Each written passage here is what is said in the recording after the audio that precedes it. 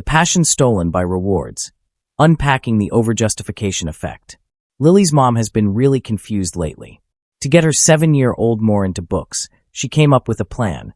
Lily gets $10 in allowance for every book she reads. The first month, Lily would grab her bedtime storybooks right after school. She even stayed up late to finish The Little Prince just to earn another $10. But when Mom had to pause the reward system for a work trip, Lily suddenly lost all interest in reading.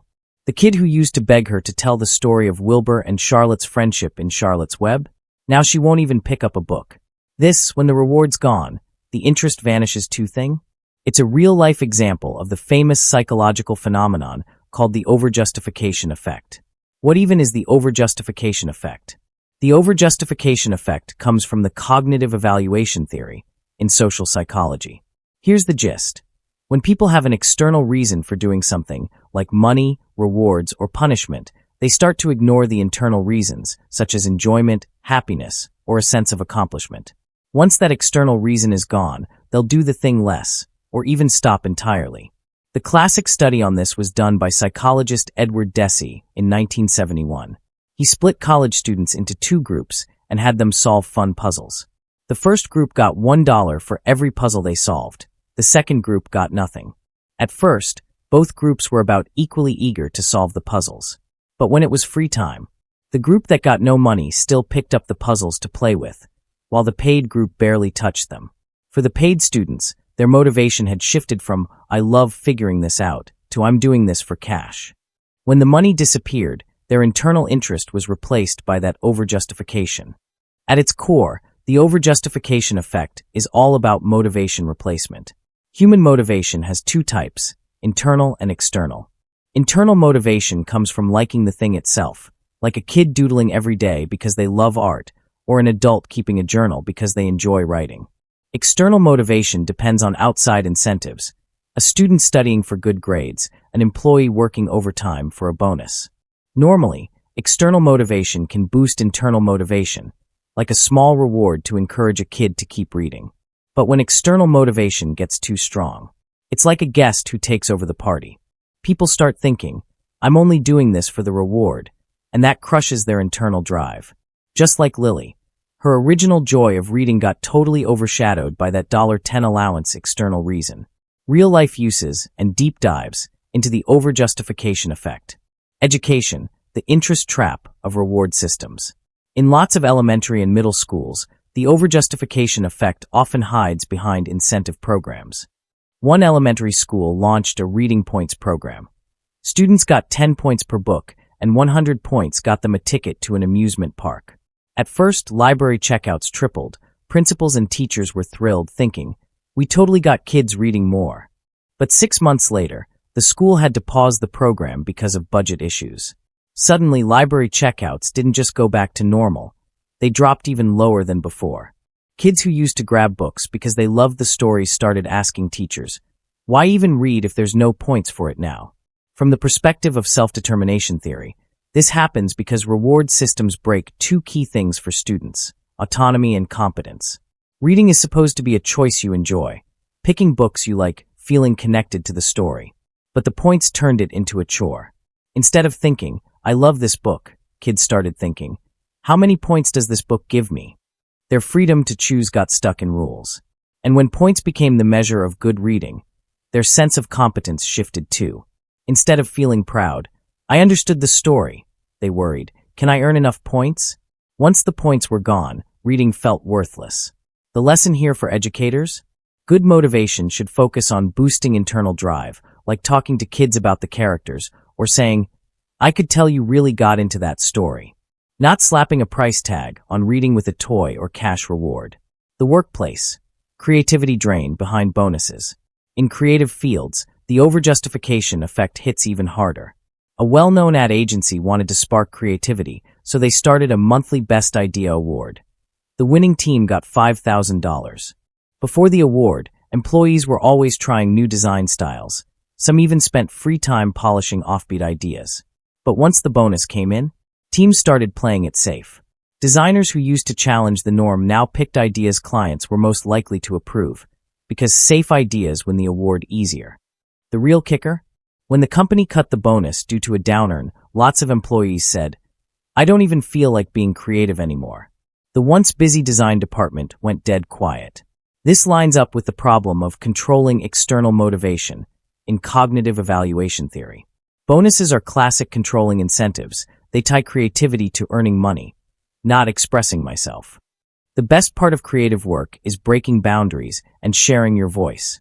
Employees feel proud when their unique ideas land, or when they belong to a team that values innovation. But the bonus turned creativity into a task. I need to meet the judges' standards. That killed their drive to create for the sake of creating. As one designer at the company put it, "Before, I did creative work because it was fun. Now all I thought about was, what do the judges want?" Without the bonus, I don't even have the energy to brainstorm anymore.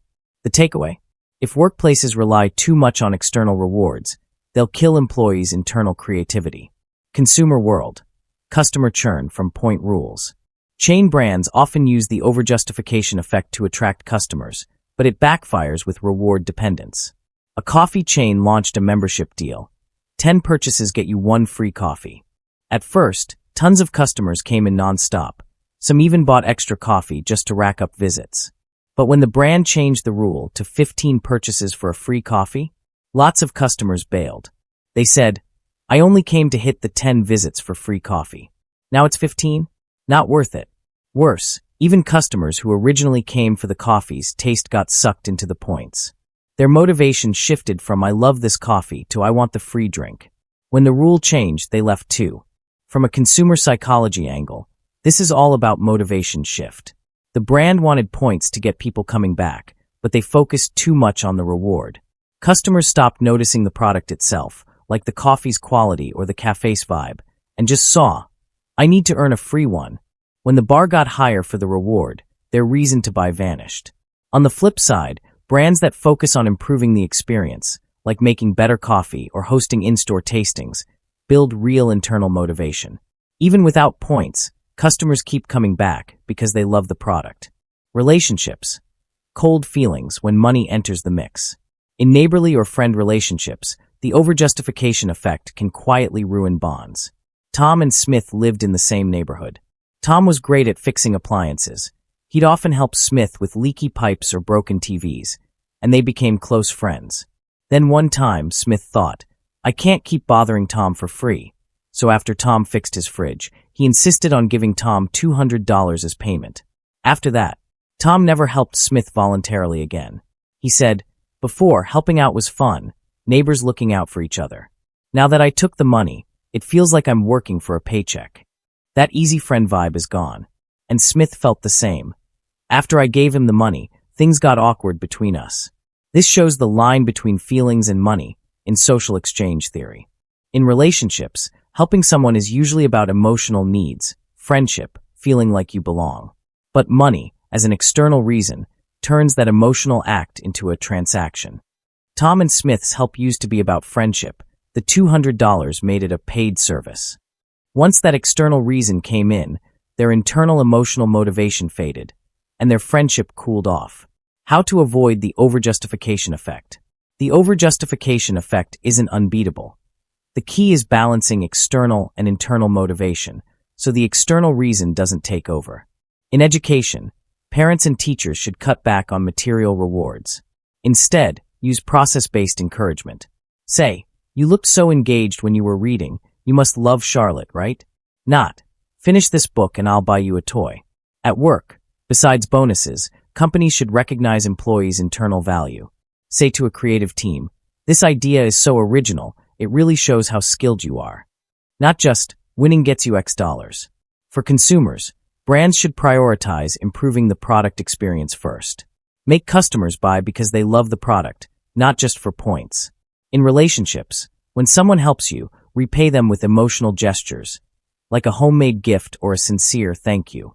Don't measure friendship with money. Going back to Lily at the start, if her mom hadn't used the $10 allowance as a reward, but instead talked with her about Charlotte and Wilbur's friendship, or said, "I loved hearing your thoughts on the story," maybe Lily would still be curled up with her storybooks, enjoying reading for what it is. The overjustification effect boils down to this. The internal motivation that comes from passion is what keeps us doing things long-term. Once you put a price tag on that passion with external rewards, you might lose that pure, simple love for good.